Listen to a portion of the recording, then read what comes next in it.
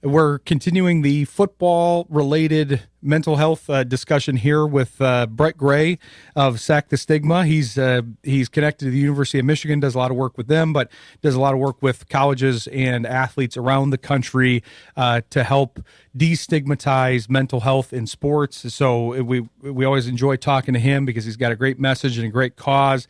And so we're happy to have you on the show, Brett. I've been trying to figure out what the thing of the day is, because we usually ask people that. And Eric Kramer was on before you, and he vetoed curmudgeon and corn chip. So then we went to puzzles. So I don't really, unless you do puzzles, I don't really have much for you there. But I would like to talk to you about the gratitude campaign that Sack the Stigma is doing, because like I said, there's a lot of good work that this organization is doing, and I saw that you recently launched that. So I'd like to hear a little bit more about that. Yeah, absolutely. Thank you guys for having me on. I appreciate it. Our gratitude campaign launched right around the time of Thanksgiving. We really, when Sack the Stigma puts together these different campaigns, we, as a team, put our heads together and just think about different themes that, we feel will resonate with people, whether that be athletes, staff members, or even just, for lack of a better term, regular people, because at the end of the day, in order to effectively destigmatize mental health and raise proper awareness, we need to try to reach as many people as possible. And so we came, especially with the timing around Thanksgiving, we came up with the idea of doing a gratitude campaign, and how, expressing gratitude is a mental health practice in its own, and also is a way to show appreciation and love for other people and make them feel appreciated. And so we put together a gratitude campaign. We worked with, I want to say, around 10 or 12 Michigan athletes, had them come in and do a video campaign. We had one compilation video asset that did really well on socials, basically introducing the theme of the campaign and including some responses from several of those participants. And then we had a number of social media posts that followed, where for each participant in the campaign, they had their own dedicated post, just talking about how gratitude helps them both as, an individual, an athlete, sibling, child, whatever that might look like in their life, and also how it comes into play in their sport as well. We worked primarily with football and basketball on this project. It was football, men's basketball, women's basketball, but gratitude we heard a lot of responses that, being grateful and even practicing that in the moment while you're on the field or on the court is something that helps these, high-performing athletes get through tough times as well. I really like your organization because it does highlight, I went through this in my intelligence career to a degree, because there's certain fields that you're in, especially for the men's side of things, that you don't feel like you necessarily can admit to certain things, admit to feeling a certain way, admit to a mental, not necessarily a breakdown, but something going on mentally. That's a hard thing to admit for a lot of people, especially guys. But it shouldn't be. It should be easier to do, and you should be able to voice it. That's kind of the message that Eric Kramer has, because he always talks about finding people in your network that you can voice these things to, that you're comfortable with, because everybody has doubts, everybody has insecurities, everybody has things that bother them. But if you leave them inside your own head, they have a tendency to fester. But if you can get them out and then bounce them off of somebody, then that person can say, hey, no, you're doing fine. You just got to keep on pace, keep on track, and then they can help you, check in on you. But you can't do anything with that if you don't voice it. And obviously, given Eric's background, that's important to him, because he didn't really voice it for a while, and then now he's an advocate in that space, as are you here. Yeah, absolutely. You're right on. And I think that it's the fact that stigma exists and is still preventing people from acknowledging that they may be struggling or seeking help when they need to. And seeking help doesn't necessarily need to mean, going to therapy. It means it's different for everybody. And seeking help could be as simple as talking to, loved ones, friends, family, whatever that might be, and just really just taking care of yourself. But, the reason, the fact that stigma exists is that's what our job is really to try to keep breaking that down and create a world where people don't view that as a weakness, but more so something that, they are willing to kind of take the lead on and improve themselves. And that's also really why we work with student athletes, and why we're so lucky to work with student athletes, not just student athletes, professional athletes and as well. But, athletes, as you all know, it's, they have tremendous influence. There's,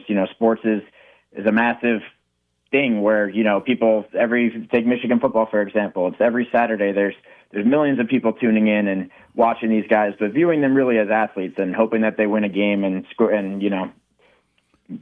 get some yards and score some touchdowns. But at the end of the day, it's like the fact that they have this influence and people care about what they do and what they say. And, every last thing that they do, it's, to us provides an opportunity for, when they speak up and they talk about how real this stuff is and how these are things that they deal with as well. We see the effect that has and how other people, it's like if I were to get in front of the camera and tell somebody, just talk about mental health, I don't think it would have nearly the same impact as it would when you have, the star players on these different teams. And so that's why we're so grateful to work with, a lot of these different athletes and just really leverage the influence that they have to try to make a positive impact. I've been around quite a few guys over the years, and I've recently actually lost a couple of those to mental health.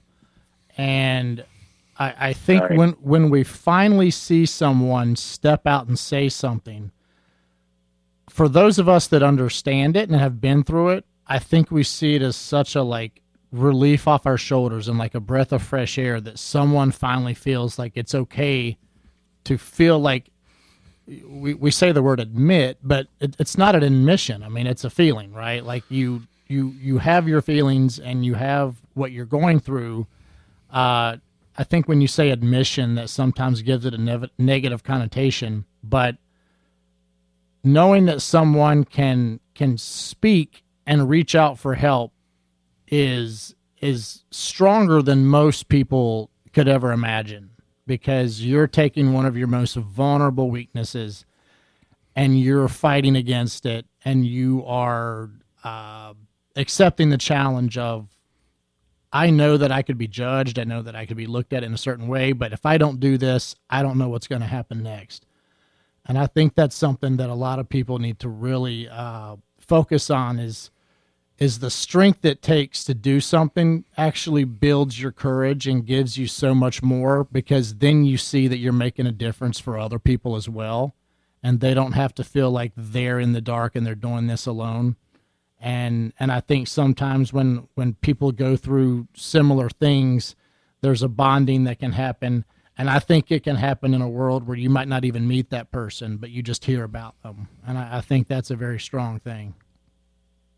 Absolutely. Couldn't agree more. And, like you're saying, it's like those are all the principles and just like the guidelines as to why we do what we do. It's not about working with, these people who people care about. It's like, that's not so I can go tell my friends and family, we had so-and-so in this campaign. It's more so that, somebody out there or multiple people out there, and even if it's one person, that means that, we did our job. But it's, there's people out there who, again, they'll listen because those are people that they care about. And so, when you have somebody that you idolize when they have a helmet on telling you that they go through similar things that you do, and this is how they take care of themselves, and, maybe somebody at home is terrified of the idea of speaking up and telling somebody about it, or terrified of the concept of checking in for therapy or whatever that might look like for them. It's, when you have somebody that you truly care about and value their opinion, telling you that it's okay to do that, that's where we see, the big ripple effect occur. Well said, guys. Yeah, it's a good conversation to have. We're going to continue to have it on the show, and we'll have Brett on the show again. But want to make sure to direct people to the various social media and places they can help the cause and see the great stuff that you guys are doing. Yeah, absolutely. We on Instagram, Twitter, and Facebook, it's at Sack the Stigma, SACKTHESTIGMA, and it's sackthestigma.com. And so, you'll see a lot of the content that we put together, and then on the website, we've got a full merchandise collection that's available for purchase, some of that being licensed University of Michigan gear, some of it just being more neutral colors and, applicable to everybody, Michigan fan or not. But, we really appreciate everybody's support, and merchandise really serves as an awareness tool as well, where, every time I'm wearing Sack the Stigma gear, I've got people asking me, where'd you, what is that? What does that even mean? And that's really why we're doing it, is just to create these conversations and lead through impact through there. Be sure to check him out. It's a great cause, and we'll be talking to him more. But appreciate you joining the show, Brett, and we'll talk to you again soon. Absolutely. Appreciate you guys having me. No problem. Thanks, Brett. Talk to you soon. Thanks to Brett Gray. Appreciate him coming on. A good discussion about mental health. As both him and Shayne were saying, it's a conversation that needs to be had, and being able to talk about it is a show of strength, not weakness.